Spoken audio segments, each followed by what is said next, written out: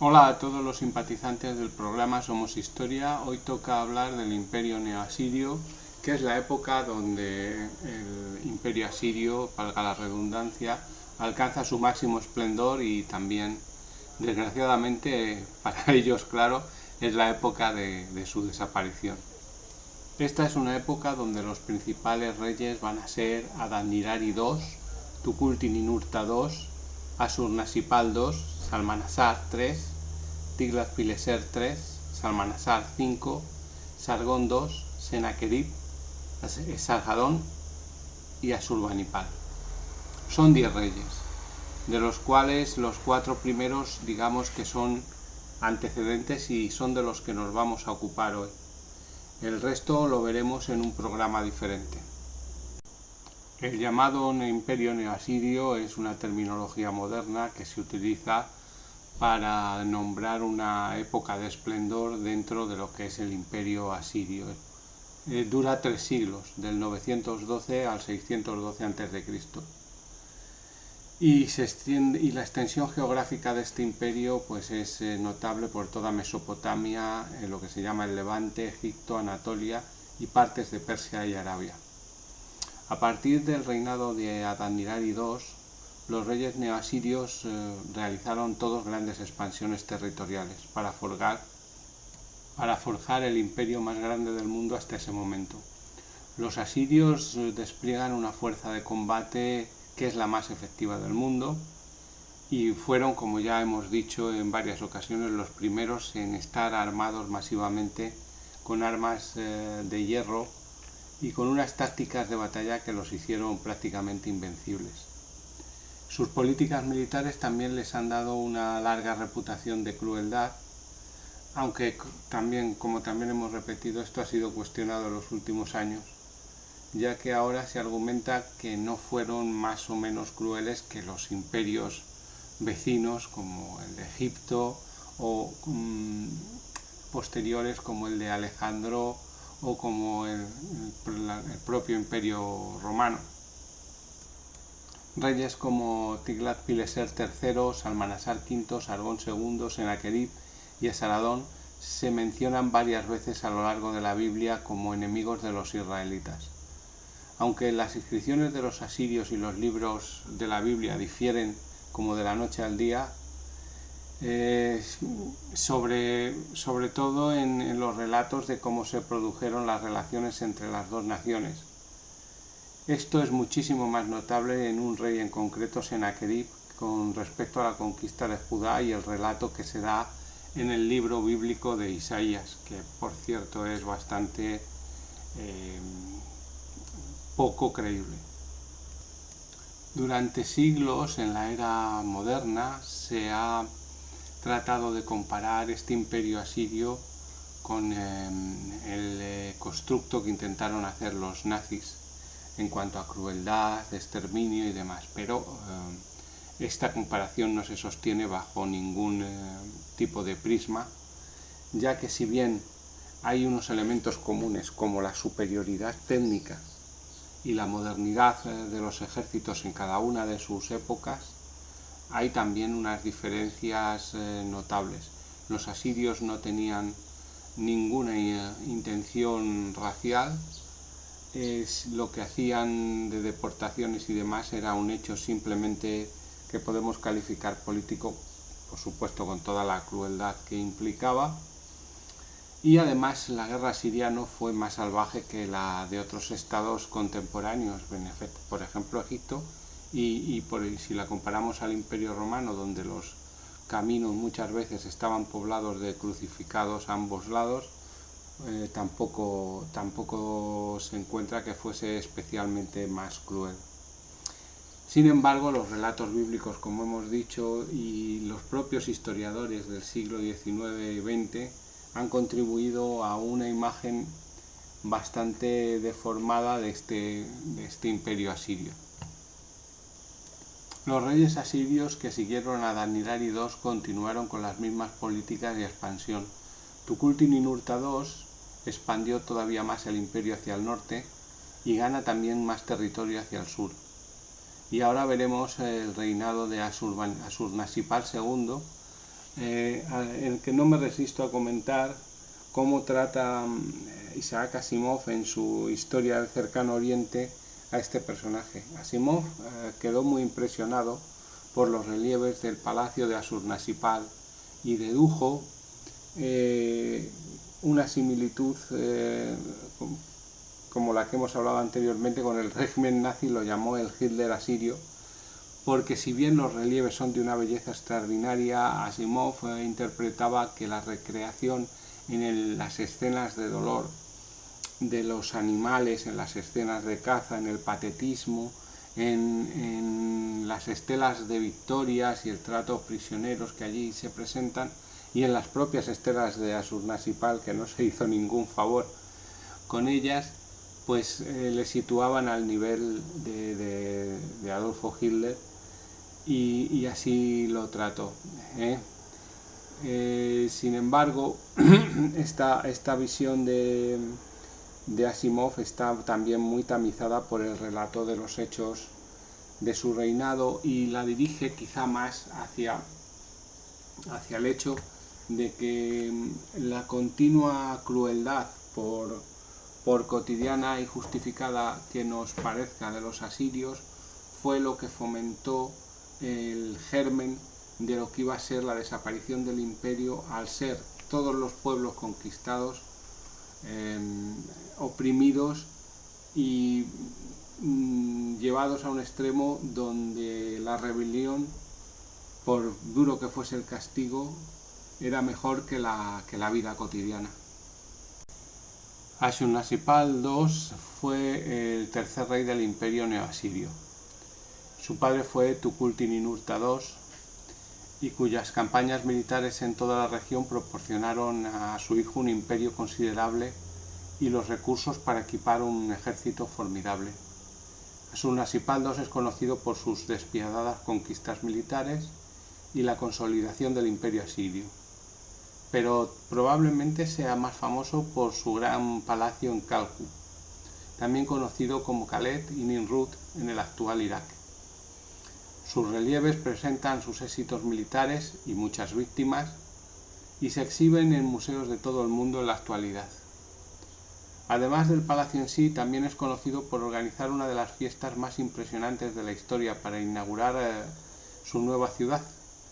Recibió a más de 69.000 personas durante un festival de 10 días. El menú de esta fiesta aún sobrevive en la actualidad. Reinó 25 años y fue sucedido por su hijo Salmanasar II. Cuando Ashurbanipal II subió al trono, tenía a su disposición una fuerza de combate bien equipada y recursos considerables, y los puso en uso inmediatamente. Él no estaba tan interesado en la expansión del imperio como en contener todas las rebeliones e invasiones externas, y lo hizo de una manera exponiendo muchísima determinación. También de una manera metafísica, él se consideraba requerido para combatir las fuerzas del caos y mantener el orden. Algunos historiadores escriben que el rey, como representante del dios Asur, representaba el orden. Donde quiera que él tenía el control había paz, tranquilidad y justicia, y donde no gobernaba había caos. El deber del rey, por tanto, era poner orden en el mundo entero, y esta fue siempre la justificación de la expansión militar. Si bien Ashurnasirpal no puede ser considerado como un rey expansivo, se tomó muy en serio el orden en su reino y no toleró la insubordinación o la revuelta. No le interesaba tener que gastar más tiempos y recursos en futuras rebeliones. Y en la ciudad de Tela, por ejemplo, en sus inscripciones dice: construí un pilar frente a la puerta de la ciudad, y desollé a todos los jefes que se habían rebelado, y cubrí el pilar con sus pieles. Algunos los empalé en la columna con estacas, y a otros los até a estacas alrededor de la columna. Corté las extremidades de los oficiales que se habían rebelado. Muchos cautivos los quemé con fuego, y muchos los tomé como cautivos vivos. A algunos les corté la nariz, las orejas y los dedos. A muchos les saqué los ojos. Hice un pilar de los vivos y otro de las cabezas, y até sus cabezas a los troncos de los árboles, alrededor de la ciudad. Sus jóvenes y doncellas consumí con fuego. El resto de sus guerreros los consumí de sed en el desierto del Éufrates. Bueno, Ashurnasirpal II, como vemos aquí, no era una hermana de la caridad. Estableció un estándar para futuros reyes guerreros de Asiria. En palabras de algunos, poseía hasta el extremo todas las cualidades y defectos de sus sucesores, que fueron los constructores de imperios que eran despiadados e infatigables: ambición, energía, coraje, vanidad, crueldad y magnificencia. Por otra parte, sus anales fueron los más extensos de cualquier gobernante asirio hasta su época. Es por esto que Asimov dice que él se recrea un poco en todo esto de la crueldad. Estos anales detallan las múltiples campañas militares que dirige para asegurar su territorio.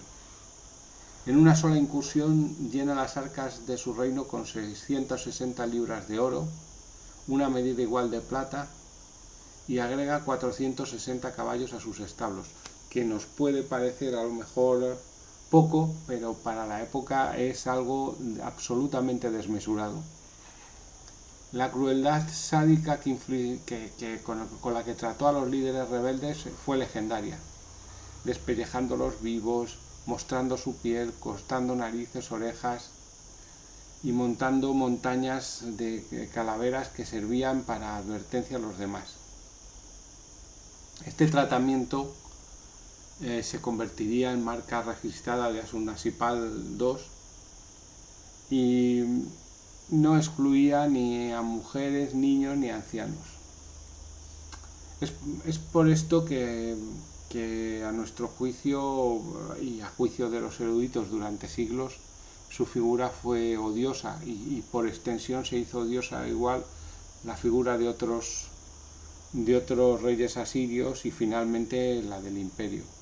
Sin embargo, como ya explicamos en el primer episodio, en Egipto se emasculaba igualmente a los vencidos y se les hacía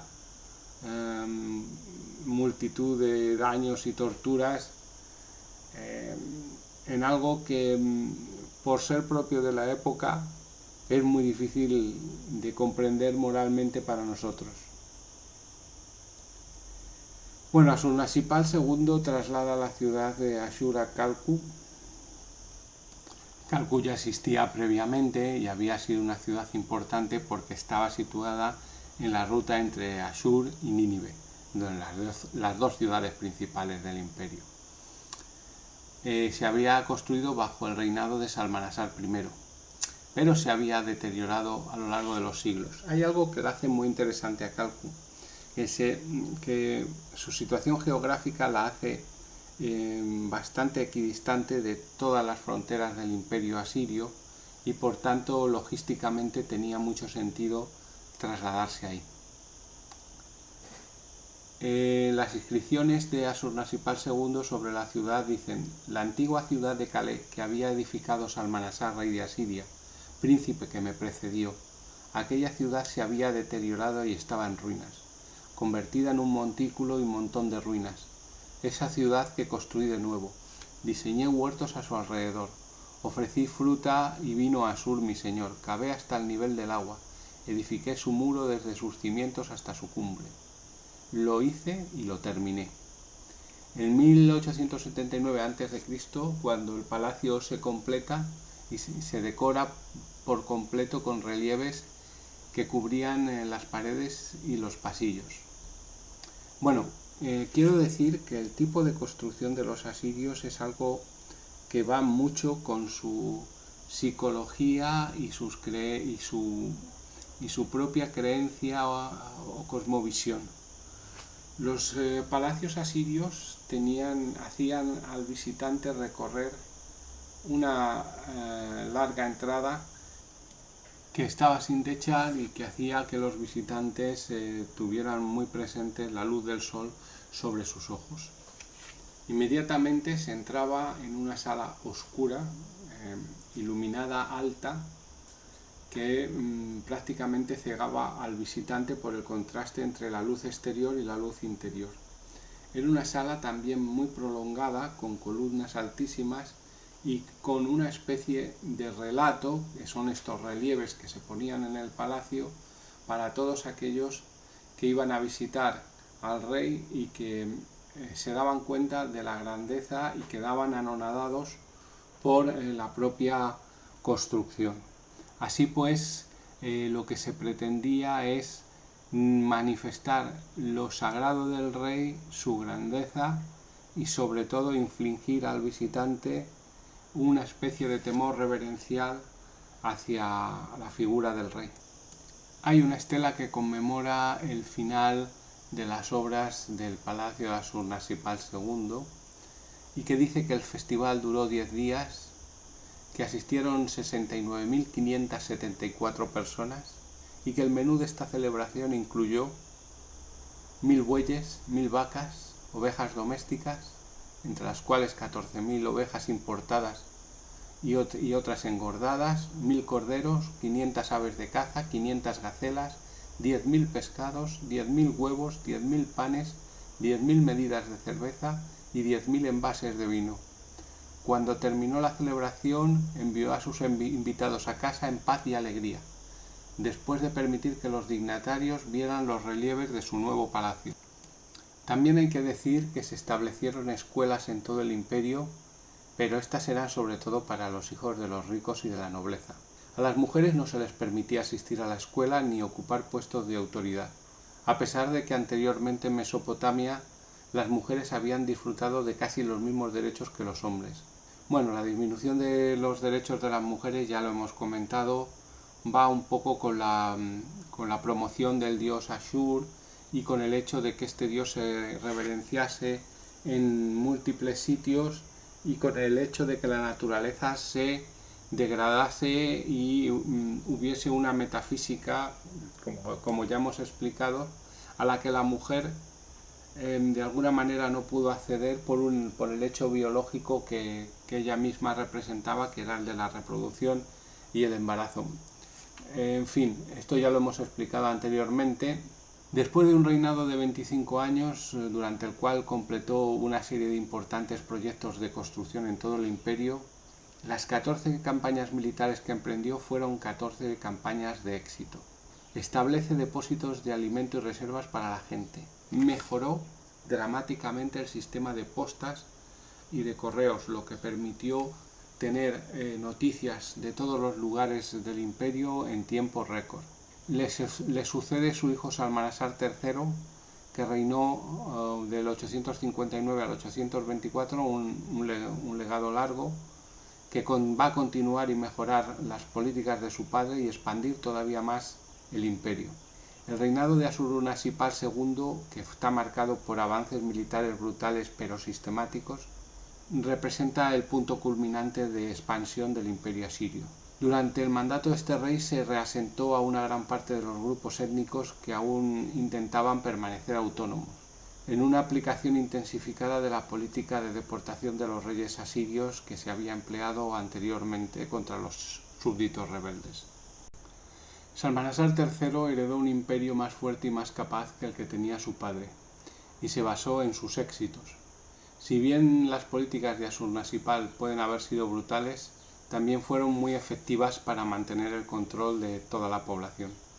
A través de estas campañas, el reasento de poblaciones, pero también una administración muy cuidadosa, Ašurnaširpal consolidó la entidad política que era el imperio y estableció su nombre entre los asirios más memorables. La cultura asiria se volvió cada vez más cohesiva con la expansión del imperio, la nueva comprensión de la deidad, que ya estaba en todos los sitios, y la asimilación de la gente de las regiones conquistadas. Salmanasar III, que reinó del 859 al 824 a.C., es decir, también un reinado largo, expandió el imperio a la costa del Mediterráneo y recibió tributos de las ciudades ricas, que eran muy ricas, de Tiro y Sidón. También derrotó al reino armenio sirio de Urartu, al menos temporalmente, que durante mucho tiempo había resultado una molestia muy significativa. Sin embargo, después de su reinado, el imperio estalló en una guerra civil cuando el rey Shamshi-Adad V luchó con su hermano por el control. Aunque la rebelión fue sofocada, la expansión del imperio se detuvo después de Salmanasar III. Después de la guerra civil que desgastó el imperio entre Shamshi-Adad V y su hermano, quedó en el trono la única alternativa de un Adad-nirari III que tenía una edad cortísima y que necesitaba la figura de un regente. Inusitadamente, el imperio asirio eligió a una mujer como regente, Sammurammat. La creencia general establecida entre los expertos es que esta Sammurammat es la que ha dado lugar a la figura legendaria de Semíramis. Ella era la esposa de Shamshi-Adad V y cuando él murió asumió el gobierno hasta que Adad-nirari III alcanzó la mayoría de edad y después le pasó el trono sin más problemas. Según la académica Gwendolyn Lick, esta mujer alcanzó una fama y poder notables durante su vida y más allá. Según registros contemporáneos, tuvo una influencia considerable en la corte asiria. Esto explicaría cómo pudo mantener el trono después de la muerte de su esposo, lo cual no era en absoluto habitual, ya que las mujeres no eran admitidas en puestos de autoridad en el imperio asirio, y tener una mujer gobernante habría sido totalmente impensable a menos de que esa mujer tuviera suficiente poder para tomarlo y mantenerlo, y esto no era nada fácil. Sin embargo, nos enfrentamos a un problema en el reinado de Sammurammat. Hay muy poca información sobre lo que hizo y cómo lo hizo. Algunos eruditos se refieren a ella simplemente como una oscura dama asiria del siglo VIII a.C., de quien no sabemos nada con certeza, excepto que ella es nombrada en una inscripción como dama de palacio. Sin embargo, parecía que ella fue mucho más que eso, y por poco que quede para registrar su reinado, hay suficiente para sugerir que ella era igual que sus predecesores, y aseguró el reino después de la muerte de su esposo. Como ocurre muchas veces en la historia, los adornos que se han querido hacer sobre esta figura y la asociación con la figura mitológica de Semíramis han oscurecido mucho la propia figura histórica de la reina y de los hechos que ella llevó a cabo. Parece que después de la muerte de su esposo continuó dirigiendo campañas militares ella misma, aunque esta afirmación, como otras relativas a su reinado, ha sido contestada. Hiciera lo que hiciera, estabilizó el imperio después de una guerra civil y proporcionó a su hijo una nación segura y de tamaño considerable. Una de las cosas ciertas que se sabe es que derrotó a los medos y anexó su territorio, y pudo haber conquistado territorios en Armenia. Según Heródoto, pudo haber construido los terraplenes de Babilonia sobre el río Éufrates, que todavía eran famosos en su época. Sin embargo, lo que más hizo se fusionó con el mito en los años posteriores de su reinado. Dicen los eruditos que la princesa babilónica, que asiria en este caso, Sammurammat, subió el estatus del poder. Una mujer en el trono asirio nunca antes tenía precedentes, y Sammurammat lo sabía. La estela que construyó para sí misma se esfuerza por vincularla con todos los reyes asirios disponibles, y se sitúa entre ellos como uno más. Se la llama no solo reina de Shamshi-Adad y madre de Adad-nirari, sino también nuera de Salmanasar y reina o rey, en este caso, de las 4 regiones. El control del poder por parte de Sammurammat fue tan impactante que resonó en la memoria histórica lejana de un pueblo que, recién llegada a la escena, tenía necesidad, como sabemos, de mitos. Fueron los griegos. La recordaron dándole el nombre de Semíramis. El historiador griego Ctesias dice que ella era la hija de una diosa pez, criada por palomas, que se casó con el rey de Asiria y dio a luz a un hijo llamado Ninias. Cuando su esposo murió, Semíramis traidoramente reclamó su trono. La historia antigua conserva un eco del nombre de Aradnirari en Nínias, el hijo de la legendaria reina, y no es la única historia que insinúa que San-Murat-Mat tomó el poder de una manera que no es exactamente honesta. Otro historiador griego, Diodoro, nos cuenta que Semíramis convenció a su marido para que le diera el poder durante solamente 5 días, para que viera cómo ella podía manejarlo. Cuando él estuvo de acuerdo, ella lo hizo ejecutar y se apoderó de su corona para siempre. Estas leyendas sobre Semíramis y su matrimonio con Nínias Nino inspiraron aún más historias sobre el reinado de la reina. Sobre la gesta Treverorum, siglo XII después de Cristo, un relato de la tribu germánica Treveri. Semíramis incluso ejerció influencia sobre la antigua Germania. Según la historia, Nínias tuvo un hijo de un matrimonio anterior llamado Treveta. Semíramis odiaba a su hijastro y lo veía como una amenaza. Después de la muerte de Ninus o de Nínias, ella lo exilió a él. Temiendo por su vida, dejó a Siria con un grupo de seguidores y finalmente funda la ciudad de Treveris, que se convertiría en una de las ciudades más grandes del Imperio Romano. Había otros relatos antiguos, como los de Diodoro Sículo, que también han combinado relatos anteriores del reinado de San-Murat-Mat con mitos y leyendas relacionados con la diosa Astarte Ishtar, también Inanna, que con el tiempo la reina histórica se convirtió en la mítica y devino en Semíramis.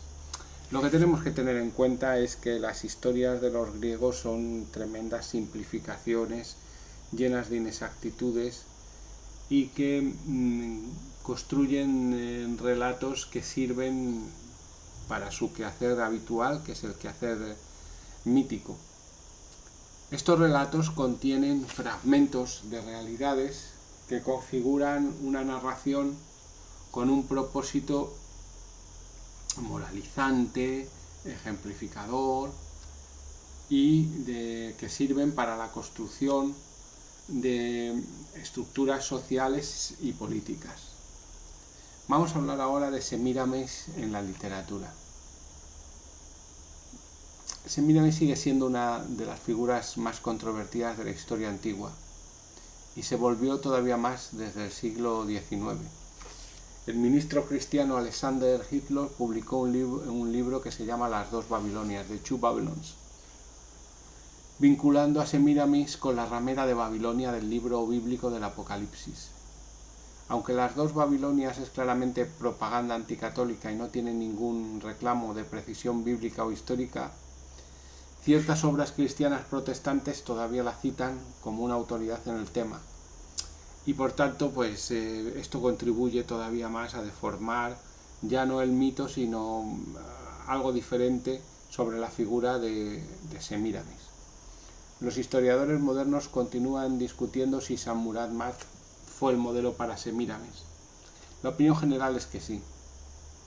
Se citan inscripciones antiguas y se hacen para sustentar opiniones tanto a favor como en contra. Sin embargo, basándose simplemente en la evidencia de que San-Murat-Mat pudo erigir su propia estela en Ashur, es indiscutible que ella es una reina asiria impresionante, poderosa y conocida gracias a la leyenda en generaciones posteriores como Semíramis.